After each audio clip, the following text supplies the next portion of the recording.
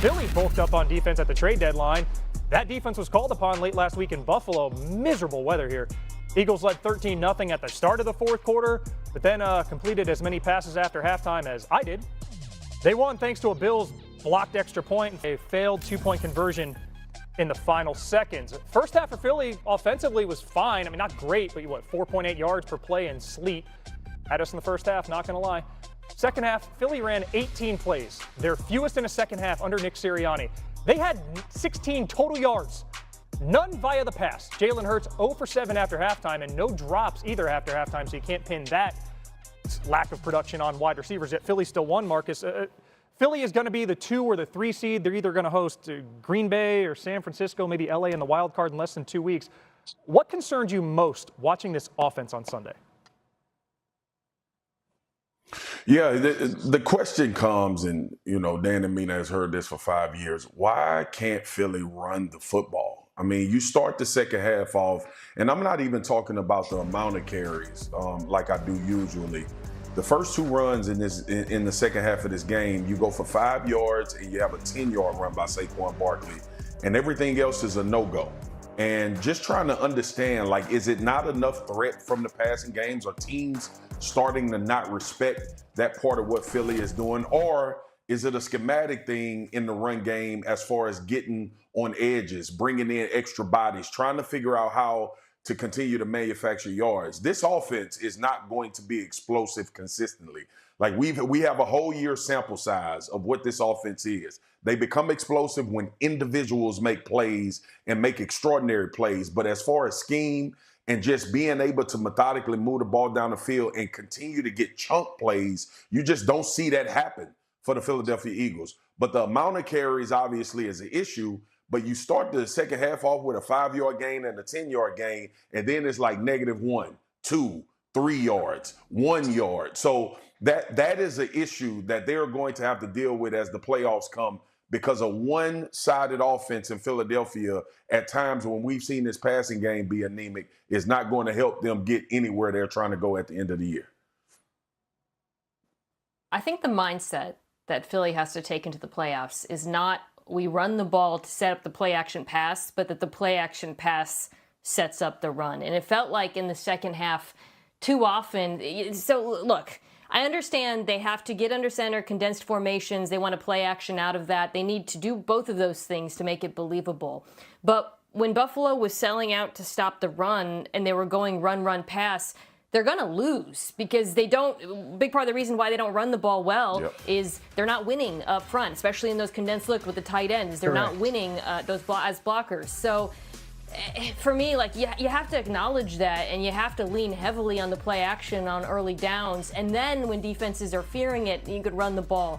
This is not a good straight up rushing team. And I think there has to be some acceptance of that. The conservatism in the second half put Jalen Hurts in really difficult positions. I know he went 0 for 7. I know the box score was ugly. But going back and watching his dropbacks, most of them had no chance. It was just, hey, Devontae, AJ, run outside, no shot, run a hitch, come back, let's try to win on 1-on-1 over and over on third down. That's just not tenable. So for me, we're going to obviously spend a lot of time talking about this offense. First down, play action, got to stick with that, even when you have a lead, by the way, and that's what they went away from a bit.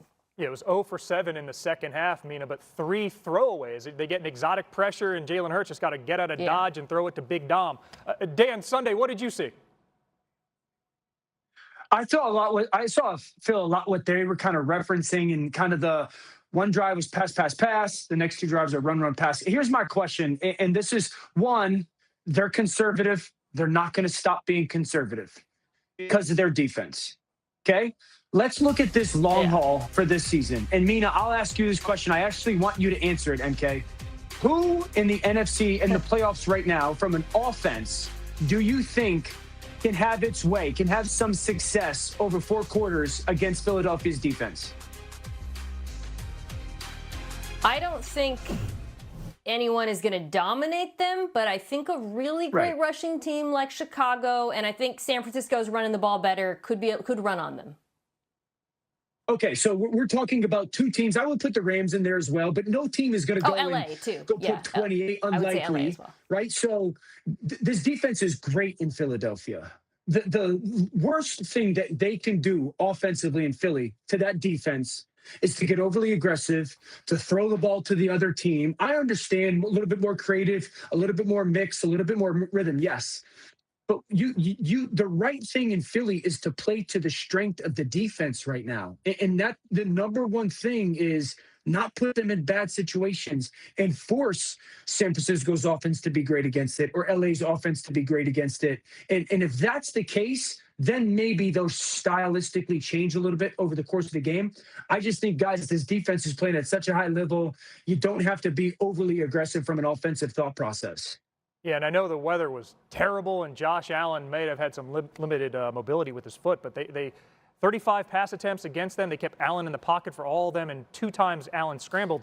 He got 8 yards total, no first down. So the defense did it. Speaking of Hawks-Niners, Monday Night Football on a Saturday at the site of the Super Bowl. Division title and the NFC 1 seed at stake. For the Seahawks, it's simple. You don't lose, you're the number 1. If you do, it's a rematch against the Bucs or Panthers in the wild card. For the Niners, they could fall as low as the 6th seed if they lose, and if, as mentioned, the Rams beat the Cardinals. Mina, if San Francisco does win, they won't play another game outside of Santa Clara. That includes Super Bowl 60 if it comes to it. Marcus, will go to you with this question. High stakes clearly here for the Niners. What's the key for this offense in this game?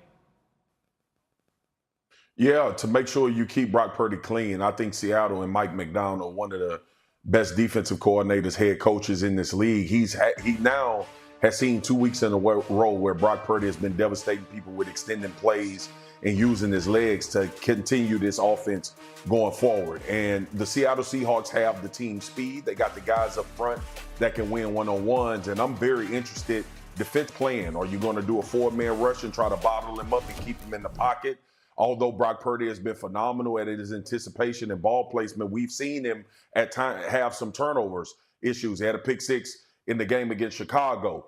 This is about the front, though, for Seattle. This is about making sure you don't allow Brock Purdy to devastate you by extending plays so you can play straight-up football as a defense. He is right now unconscious in extending plays and making the right throws and right decisions and even making defenders miss in space. So Seattle, from a defensive standpoint, they're going to have to be very disciplined, and that 4-man rush is going to have to be the catalyst for what they do from a defensive standpoint. This game will come down to space. Okay, so at the starting point, the fundamental foundational piece about Kyle Shanahan's 49ers offense, create space. Different ways to create space and then take advantage of that space. Have different people that can take advantage of the space created, whether by formation, whether by action, whether by movement with certain players. The counter to that is Seattle defensively is the best defense in the league at 2 things: taking away space, tackling in space. That's going to be this matchup. Who wins that? I think Philadelphia and Seattle are the 2 defenses that consistently tackle at a greater level in space one-on-one than everybody else. If San Francisco wins the space matchup consistently, they'll win the game. If Seattle wins kind of taking that space away and tackling in space, they're going to win the game. I think tackling is massive in this one for Seattle, not just because of the nature of the Niners offense, but also because of the potential absence of Trent Williams. That is a massive injury, guys. He's got the hamstring, and he might not play on Saturday. In week 1, when these teams played and they had Trent Williams, Seattle's 4-man rush had a 52% pressure rate. One thing Mike McDonald is so good at, and I feel like we don't talk about this enough, if you have a weakness on your offensive line, he will identify it and he will get the matchups for his pass rushers without, by the way, blitzing. He's so good at using simulated pressures, overloads, stunts, and the likes. And if San Francisco doesn't have Trent Williams, you're looking at their guard, Burford, kicking outside. He is going to draw a giant circle over those positions, and he is going to attack them. So I think that ball is going to come out really fast. And to go back to Dan's point, I think whether or not Seattle can keep the screens, the quick hitting play action from turning into chunk gains is going to go a long way towards determining whether or not they win. Yeah, and in that win over the Bears, San Francisco rushed for 200 yards, even though Williams played 1 snap. But it is a very different challenge here. Chicago, the 4th